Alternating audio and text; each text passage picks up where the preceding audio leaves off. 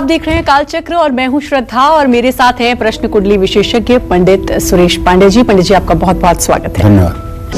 क्यों जरूरी है घर में सूर्य की रोशनी? क्यों जरूरी है सूर्य को जल चढ़ाना? क्यों जरूरी है सूर्य की पूजा? जानिए सूर्य उपासना का पौराणिक, ज्योतिषीय और वैज्ञानिक महत्व सिर्फ कालचक्र में।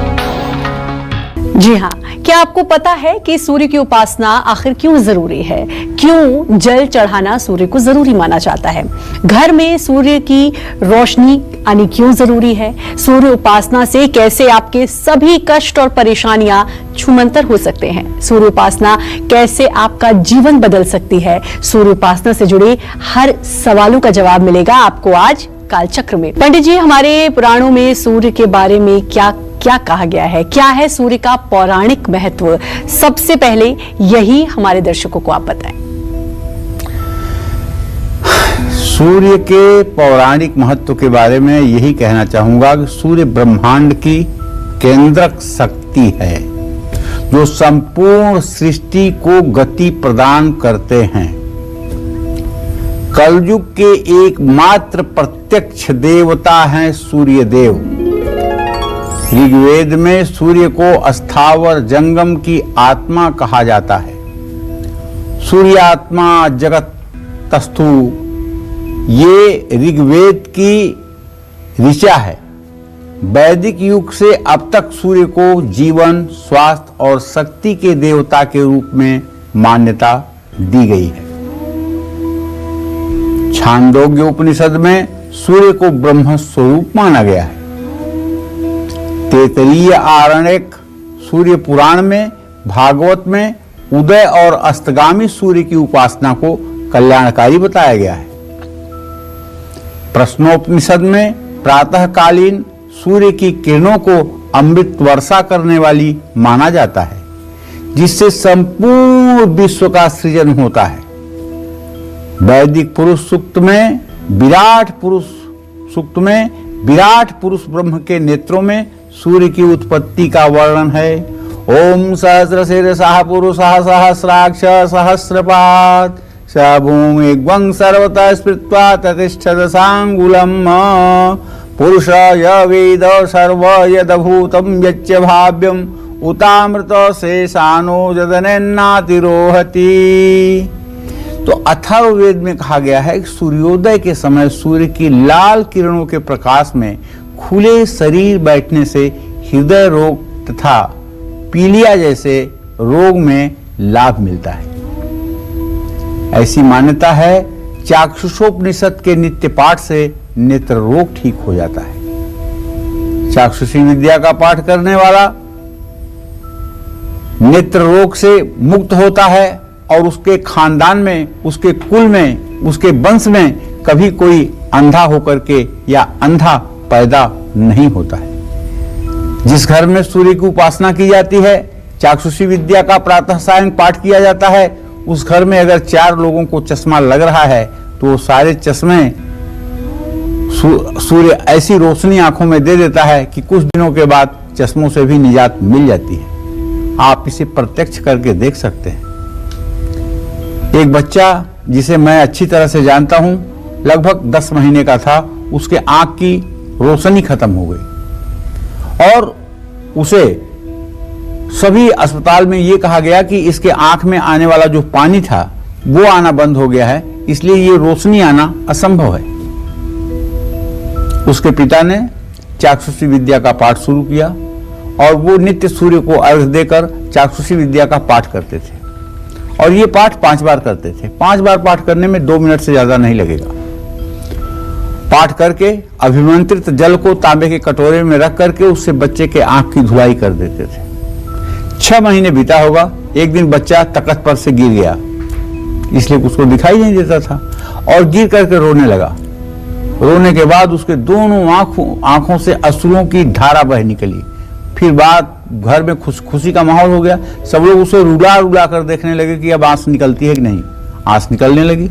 उसके बाद में फिर मद्रास ले जा करके शंकरा चिकित्सालय में उसको दिखाया गया। वहाँ के डॉक्टरों ने कहा कि हाँ अब संभव है, अब इसकी रोशनी आ जाएगी, और आज वो बच्चा स्वस्थ होकर 24 साल का होकर के अपनी जिंदगी को जी रहा है ठीक ढंग से, और दोनों आंखें ठीक हैं। मैं अपने सभी दर्शकों से कहना चाहूंगा, देखो विश्वास से बड़ा कोई चीज नहीं होता है।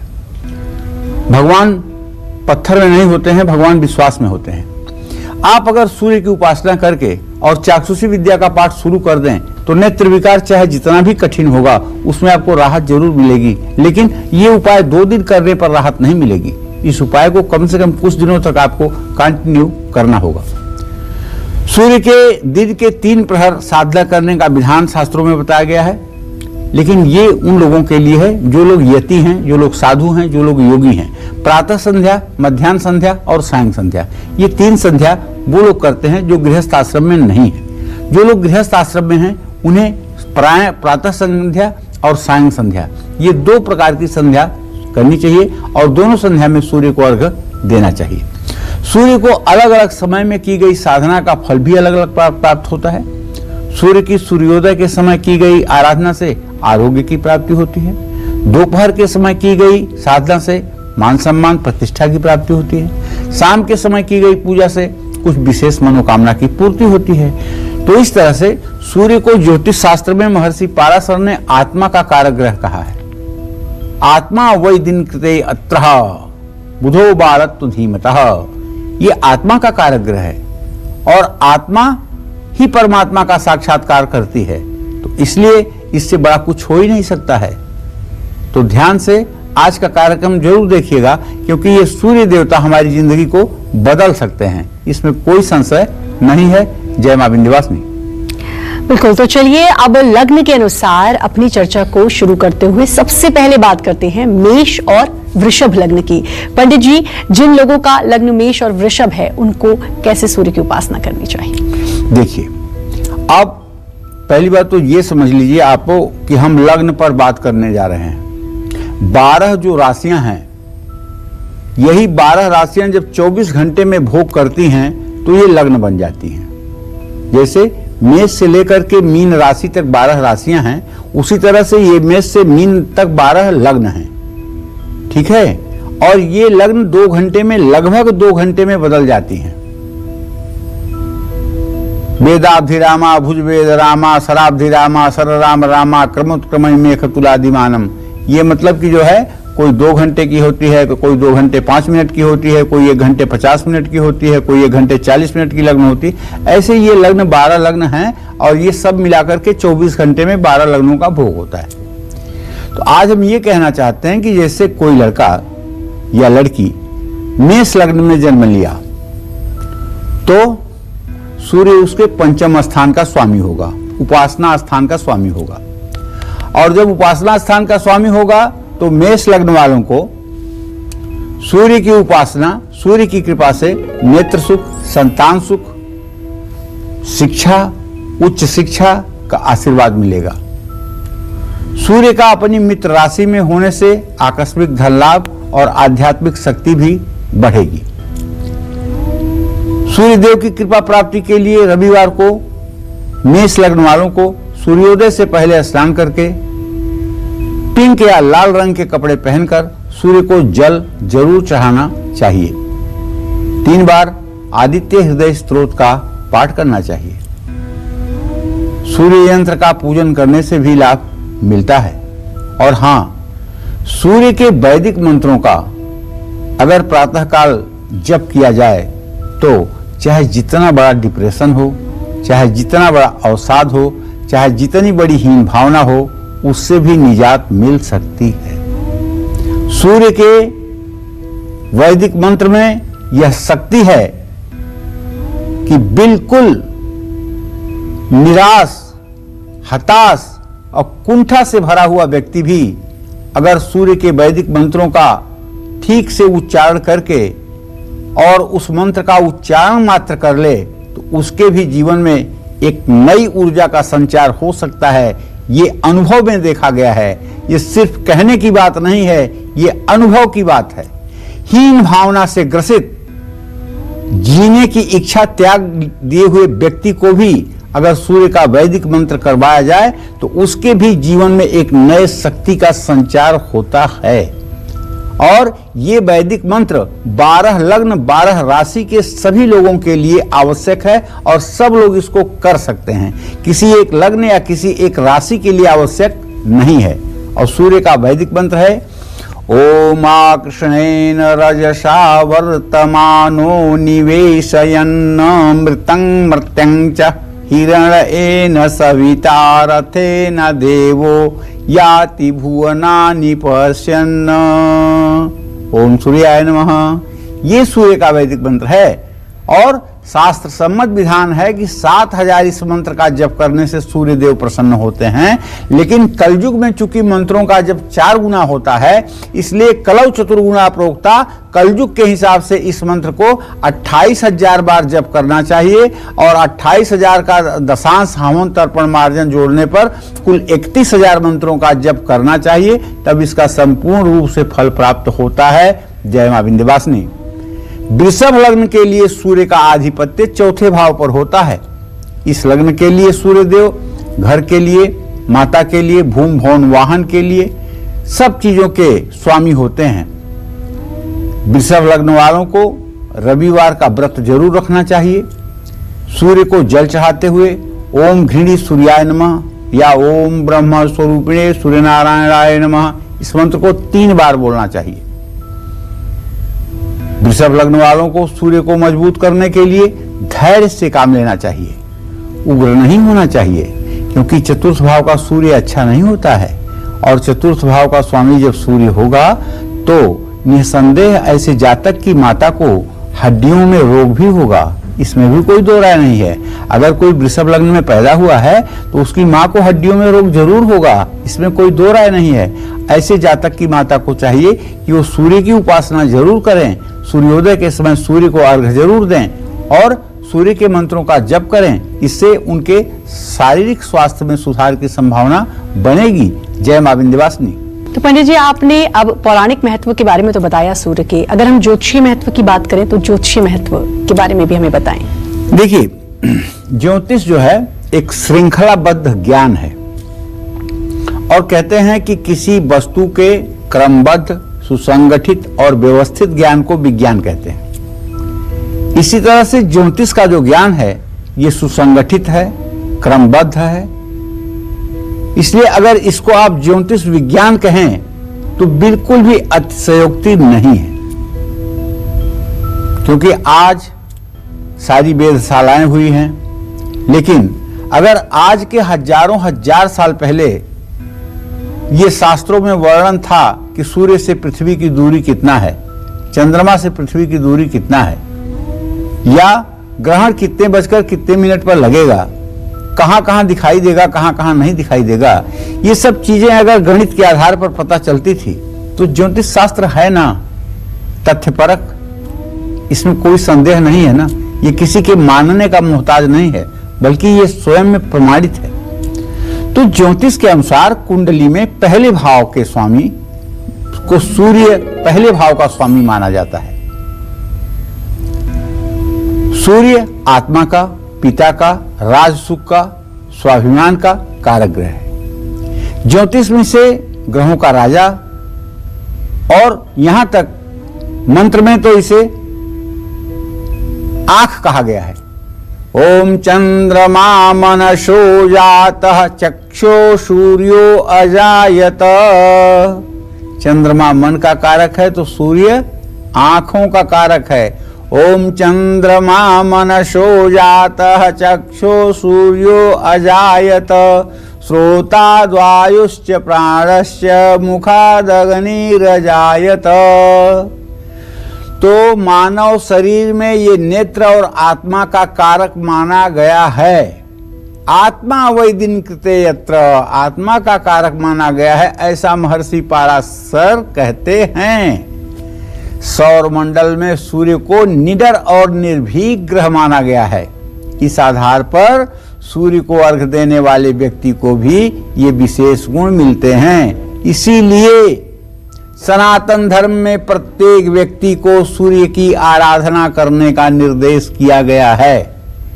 महिला पुरुष इसमें लिंग भेद नहीं है। दोनों को सूर्य की आराधना करने के लिए समान रूप से निर्देशित किया गया है। और ज्यों बच्चे का जनेऊ संस्कार हो जाता है, त्यों वह प्रातः संध्या और सायं संध्या का अधिकारी बन जाता है और प्रातः सायं सूर्य को अर्घ्य देकर गायत्री मंत्र के जप का वो अधिकारी बन जाता है। अगर किसी व्यक्ति की कुंडली में सूर्य की स्थिति मजबूत है, हर दिन ऐसे व्यक्ति को सूर्य को अर्घ्य देने से आपके जन्म कुंडली में जो सूर्य का प्रभाव है वो इतना उत्तम हो जाएगा कि आपके आत्मविश्वास के सामने पूरी दुनिया नतमस्तक होगी। हाँ, अगर शनि की बुरी दृष्टि हो तो उसका प्रभाव कम हो जाता है। एक बात यही है कि सूर्य देव के पुत्र शनि देव हैं। शनि की दृष्टि जब सूर्य पर हो जाती है तब सूर्य थोड़ा पीड़ित हो जाता है। इसीलिए कहते हैं अर्केण मंदः, मतलब सूर्य को कौन पीड़ित करता है? मंद। कौन? शनि। शनि पीड़ित करता है।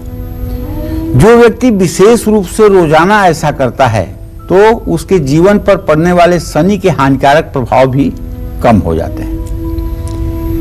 चंद्रमा में जल का तत्व निहित होता है और जब हम सूर्य को जल देते हैं तो न सिर्फ सूर्य बल्कि चंद्रमा से भी बनने वाले शुभ संयोग स्वयं ही व्यक्ति की कुंडली में विशेष रूप से सक्रिय हो जाते हैं।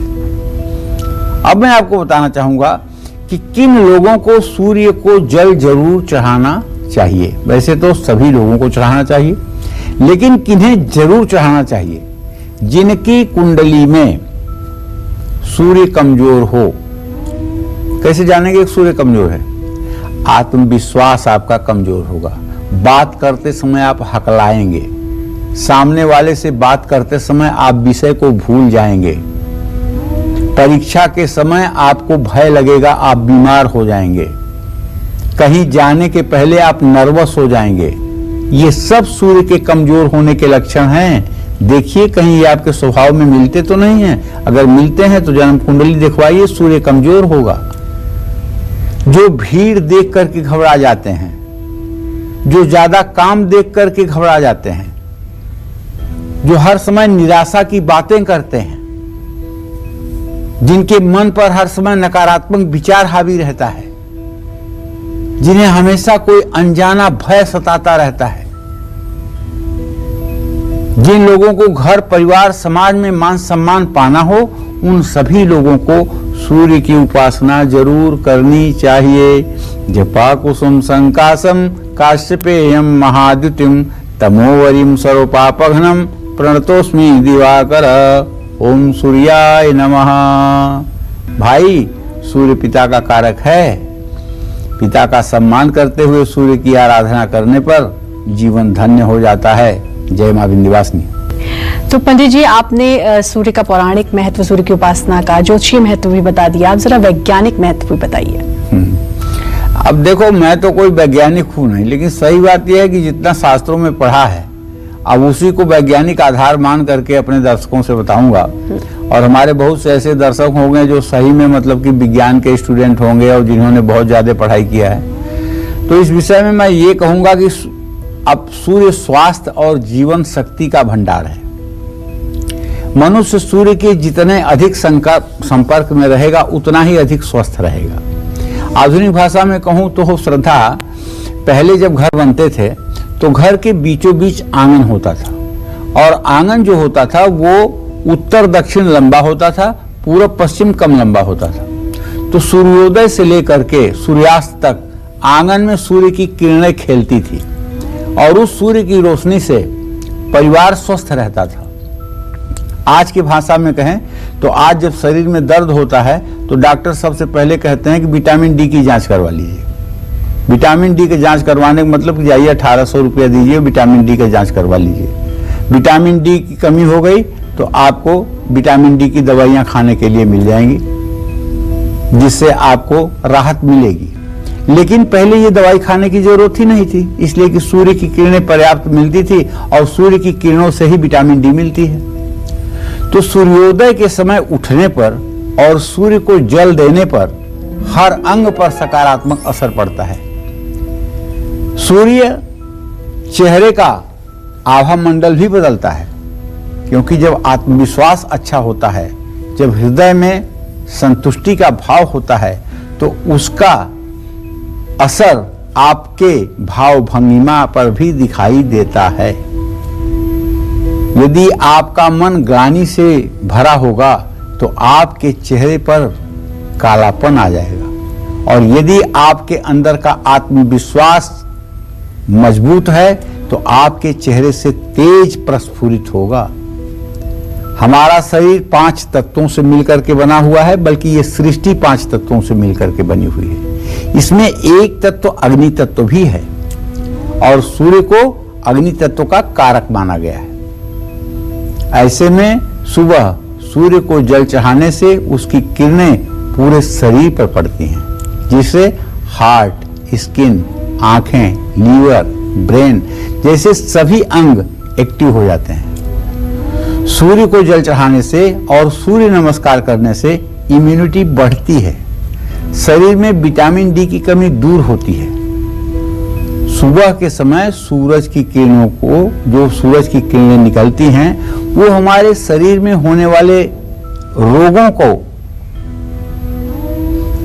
संतुलित करती हैं, रोगों को समाप्त करती हैं, और सूरज की किरणों में इंद्रधनुष के 7 रंगों का भी समावेश होता है।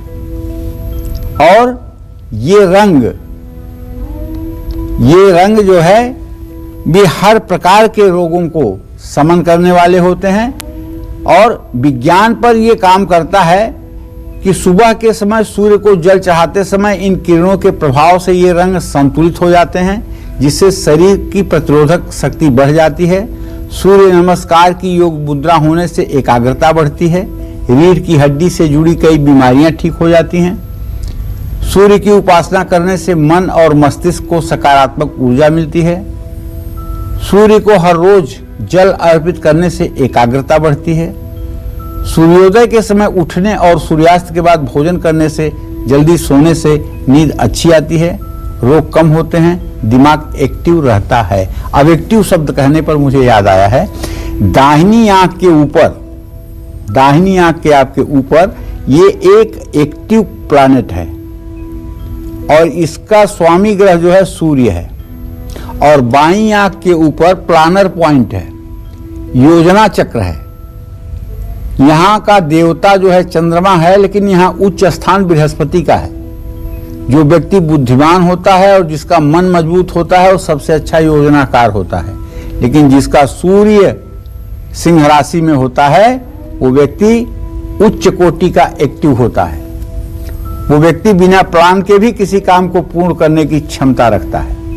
इसी तरह से सभी ग्रहों के स्थान बताए गए हैं। सूर्य का उच्च स्थान जो है वो नाभि है, नाभि पर जठराग्नि रहती है, और सूर्य की मेष राशि में स्थिति व्यक्ति के जठराग्नि को मजबूत करती है, और ऐसे व्यक्ति का डाइजेशन, ऐसे व्यक्ति की हाजमा शक्ति बहुत अच्छी होती है।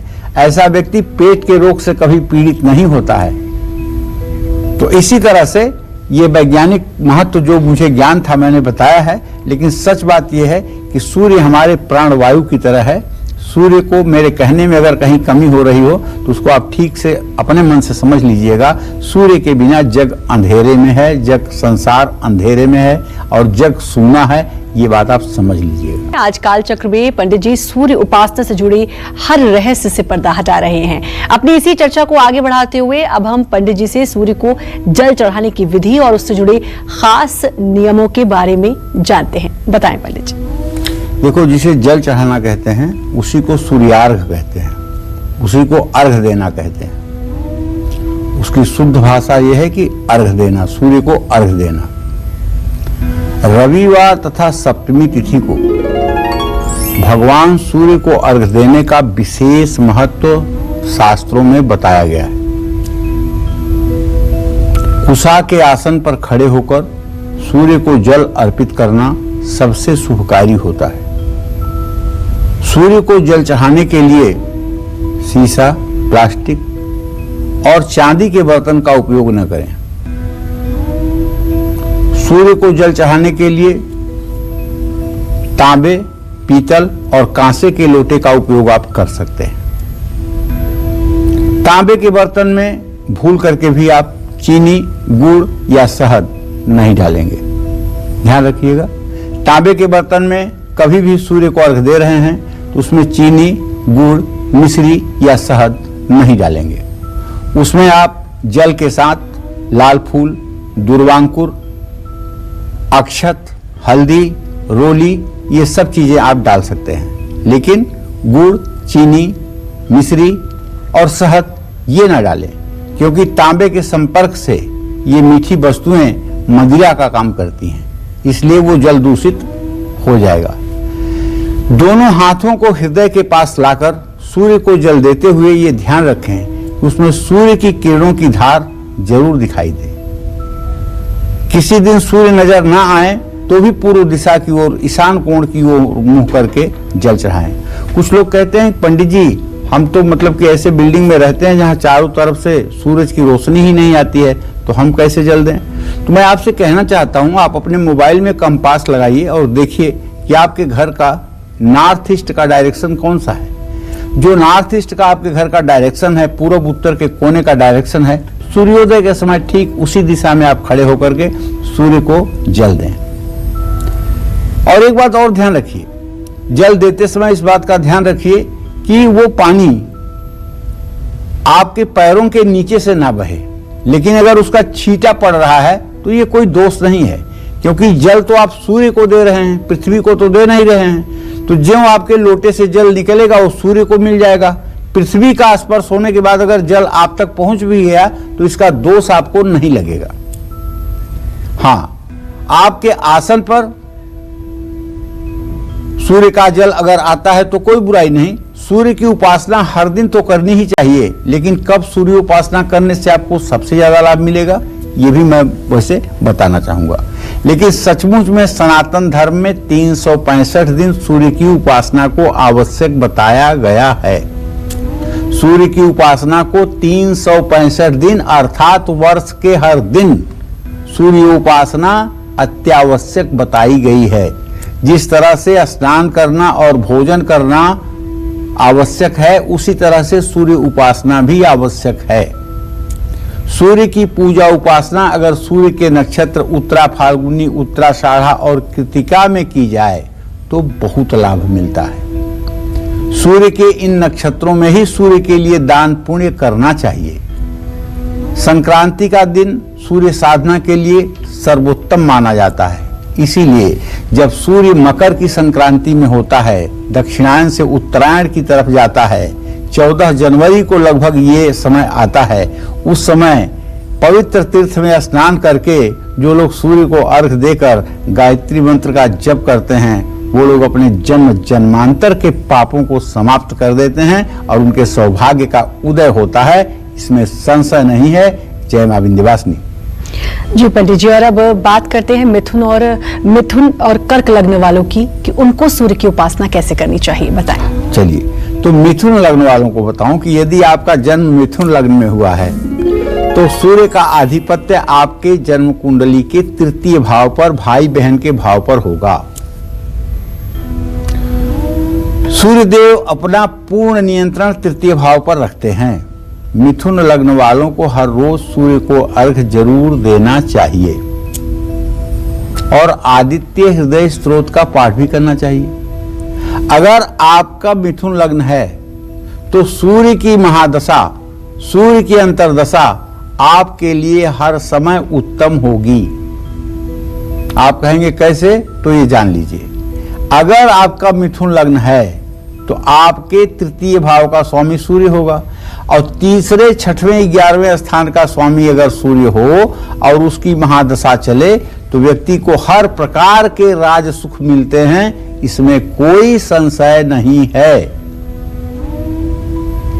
तो इस तरह से कर्क लग्न वालों के लिए जब बात करना चाहता रहा हूं तो सूर्य द्वितीय भाव पर आधिपत्य रखता है।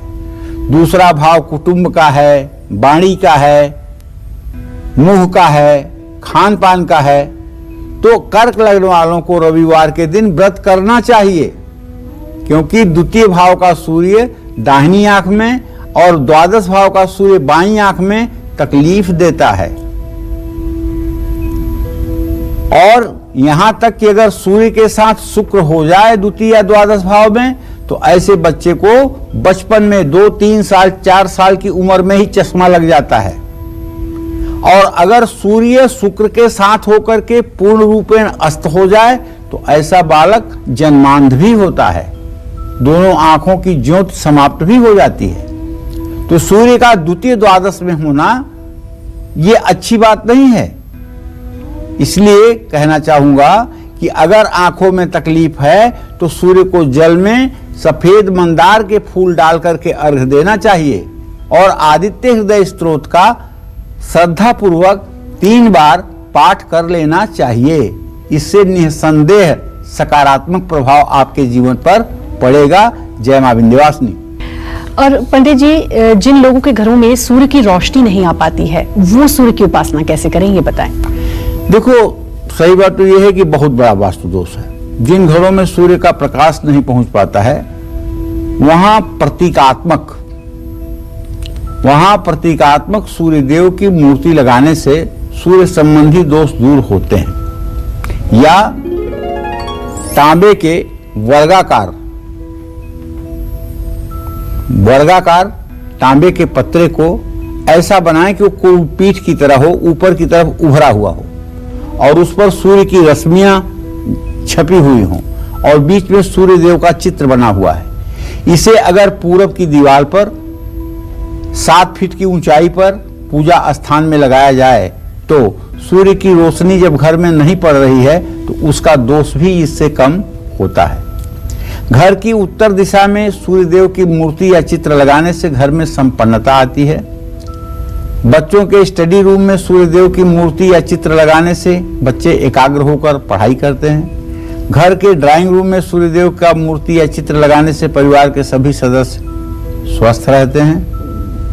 इसी तरह से रसोई में तांबे की सूर्य प्रतिमा लगाने से अन्न धन की कमी नहीं रहती है। दुकान या ऑफिस में सूर्य प्रतिमा या सूर्य यंत्र लगाने से कारोबार में कभी नुकसान नहीं होता है।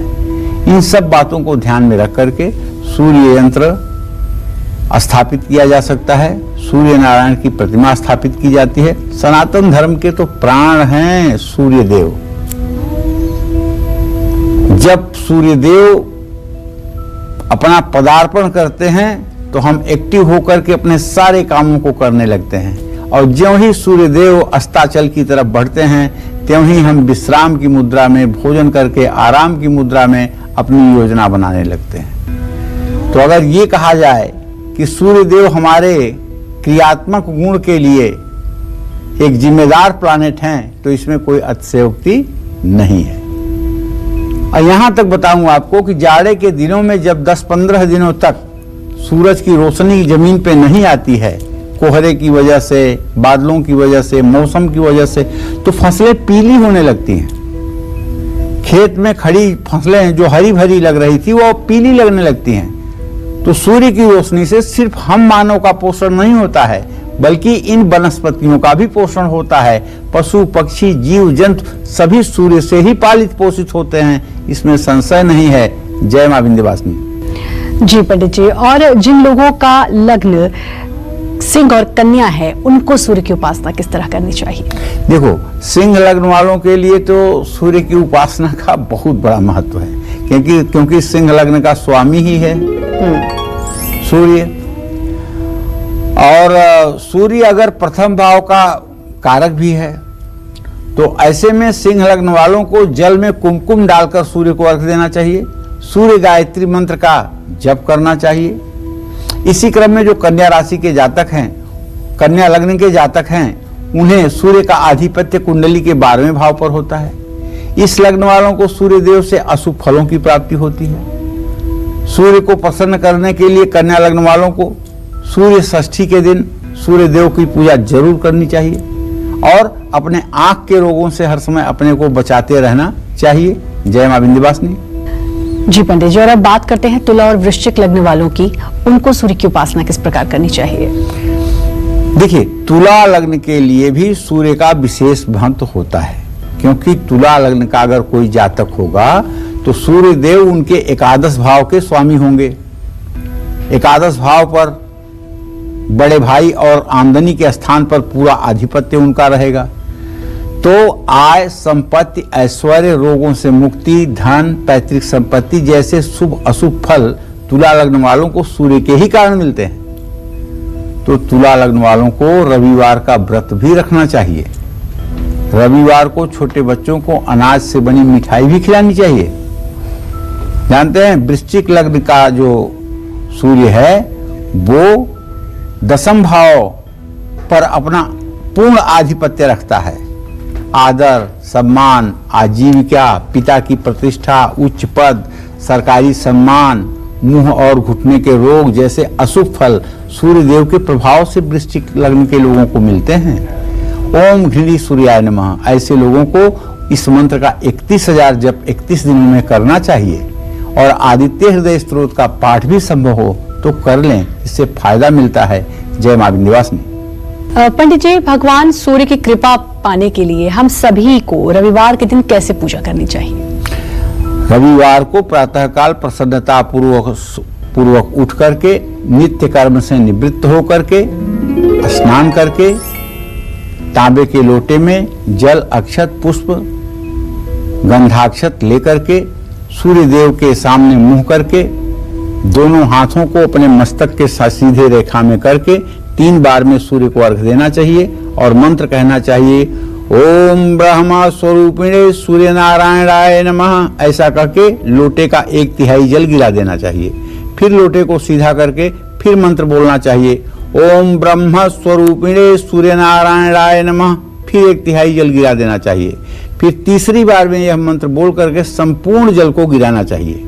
जल ऐसा गिरे कि आपके चेहरे को ढकता हुआ जल गिरे, तो उससे निकल करके जब सूर्य की किरणें आपके आभा मंडल पर पड़ेंगी तो आपका आभा मंडल चमक जाएगा, आपका आत्मविश्वास बढ़ जाएगा, आप निरोगी काया प्राप्त कर लेंगे। तो आदित्य हृदय स्तोत्र, सूर्य स्तोत्र का शिवप्रोक्त सूर्याष्टक का नियमानुसार पाठ भी करना चाहिए। और रविवार को शिव पुराण, सूर्य पुराण पढ़ने और सुनने से भी लाभ मिलेगा।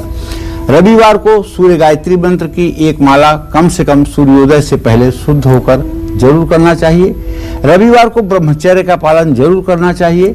और रविवार के दिन किसी भी प्रकार के तामसी भोजन का सेवन नहीं करना चाहिए।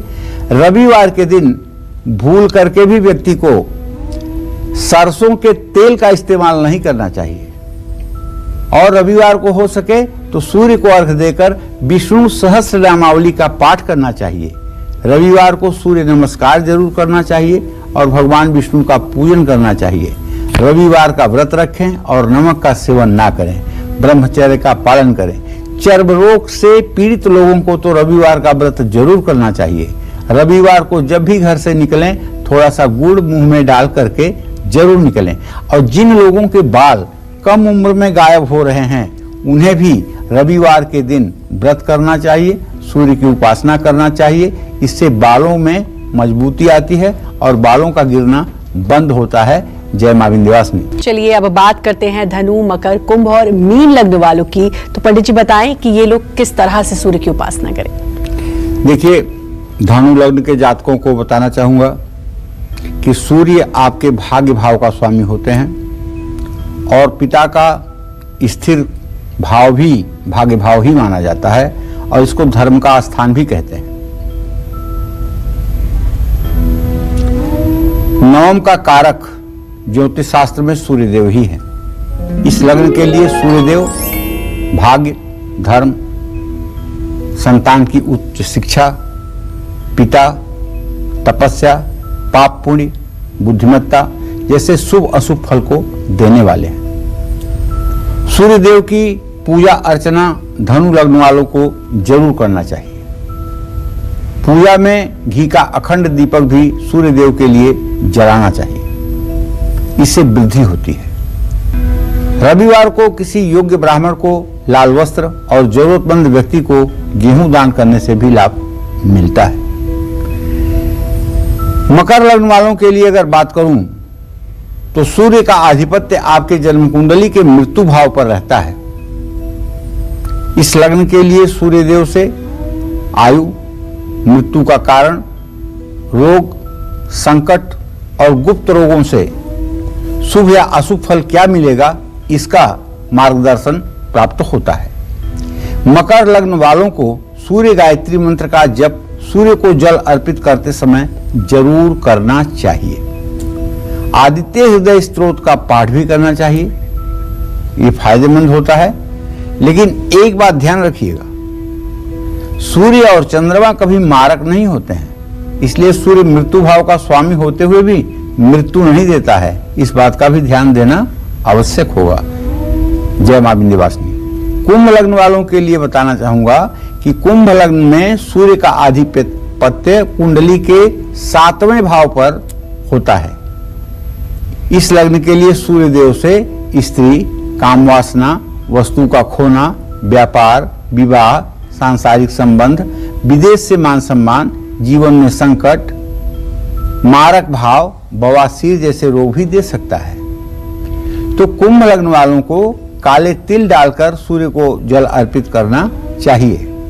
सूर्य राहु शनि के साथ अगर सप्तम भाव में हो जाए तो ऐसे लोगों को, ऐसे लड़के लड़कियों के 2 से 3 विवाह होते हैं। सूर्य यदि मेष और सिंह राशि को छोड़ करके दूसरे किसी राशि में सप्तम भाव में हो जाए तो ऐसे जातक के पत्नी का स्वास्थ्य हर समय या पति का स्वास्थ्य हर समय कमजोर रहता है। तो चलिए ओम घिरी सूर्याय नमः का मंत्र जप करके कुंभ लग्न के लोग अपने सूर्य को मजबूत कर सकते हैं। जय मां विंध्यवासिनी। मीन लग्न वालों को बताना चाहूंगा कि सूर्य का आधिपत्य आपके कुंडली के 6ठे भाव पर होता है। इस लग्न के लिए सूर्यदेव से ऋण, रोग, बैरी, पीड़ा, संदेह, चिंता, शंका जैसा शुभ अशुभ फल जाना जा सकता है। सूर्यदेव इस लग्न वालों को ज्यादातर शुभ फल ही देते हैं। मीन लग्न वालों को जल में लाल मिर्च के दाने डालकर सूर्य को अर्घ देना चाहिए। इससे रुका हुआ धन भी प्राप्त होता है और आर्थिक स्थिति मजबूत होती है। जय मां विंध्यवासिनी। और हमारे साथ कॉलर जुड़ चुकी है अलका मैनपुरी से। अलका, आप बात करें पंडित जी से। हेलो। हाँ बोलो अलका। हाँ जी पंडित जी नमस्कार। नमस्कार। मेरे 2 बच्चे हैं बेटे, वो बड़ी बेटी है और छोटा बेटा है। मैं बेटी के बारे में जानना चाहती हूँ। मेरी बेटी का जन्म 1997 में हुआ था और क्या बोलते हैं उसका भविष्य कैसा रहेगा और विवाह कब तक होगा।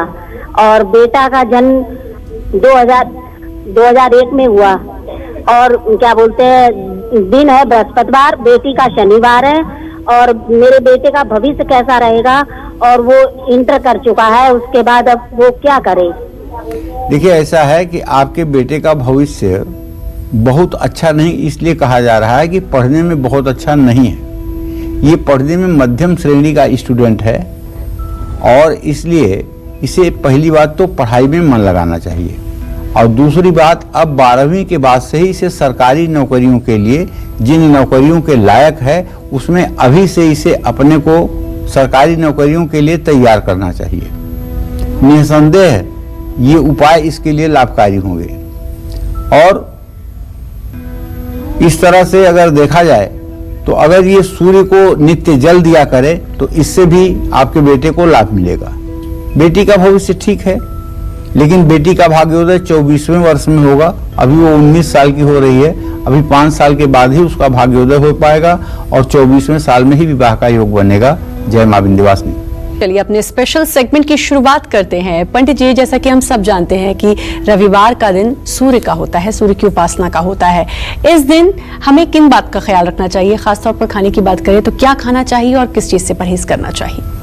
देखिए ऐसा है कि रविवार को गुड़ और गेहूं से बना रोट भगवान विष्णु पर चढ़ा करके किसी योग्य ब्राह्मण या भूखे व्यक्ति को देकर खुद भी उसका प्रसाद रूप खाने से सौभाग्य की प्राप्ति होती है।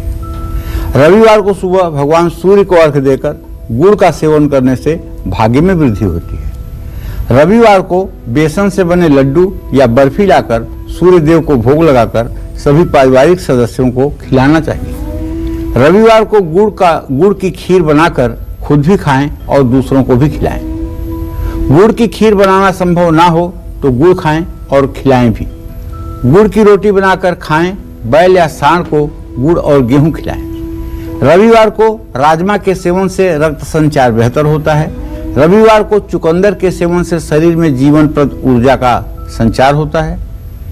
और इसी तरह से शनिवार की रात को सोने से पहले तांबे के बर्तन में पानी भरकर रख दें और रविवार को सुबह उठते ही इस पानी को पिएं। इससे आपके तन मन पर सूर्य का प्रभाव सकारात्मक पड़ेगा और बहुत से रोगों से निजात मिलेगी। रविवार को नमक का सेवन नहीं करना चाहिए। रविवार को ब्रह्मचर्य का पालन करना चाहिए। रविवार को सरसों के तेल का सेवन नहीं करना चाहिए। सूर्यास्त से पहले नमक का सेवन बिल्कुल न करें। रविवार को मसूर की दाल ना खाएं। जिन लोगों की कुंडली में सूर्य की दशा चल रही है उनको रविवार को मांसाहार का सेवन नहीं करना चाहिए। रविवार को लहसुन और प्याज का सेवन नहीं करना चाहिए। कांसे के बर्तन का इस्तेमाल भी नहीं करना चाहिए। इन सब चीजों का ध्यान रखना चाहिए। जय मां विंध्यवासिनी। जी पंडित जी, इतनी अहम जानकारी के लिए, खास जानकारी के लिए आपका बहुत बहुत धन्यवाद। और उम्मीद करते हैं आपको आज का हमारा ये विषय बहुत पसंद आया होगा। कल फिर एक नए विषय और आपकी परेशानियों को दूर करने के लिए ढेरों उपाय लेकर आएंगे हम पंडित सुरेश पांडे जी के साथ। तब तक कालचक्र की पूरी टीम को दीजिए इजाजत। देश दुनिया की खबरों के लिए देखते रहिए न्यूज़ 24। नमस्कार। नमस्कार, मैं हूं मानक गुप्ता। अगर आपको हमारा ये वीडियो पसंद आया हो तो इसे लाइक और शेयर जरूर करें। और हाँ, हमें सब्सक्राइब और फॉलो करना ना भूलें ताकि आप देश और दुनिया की कोई खबर मिस ना करें। तो जुड़े रहिए हमारे साथ और देखते रहिए न्यूज़ 24।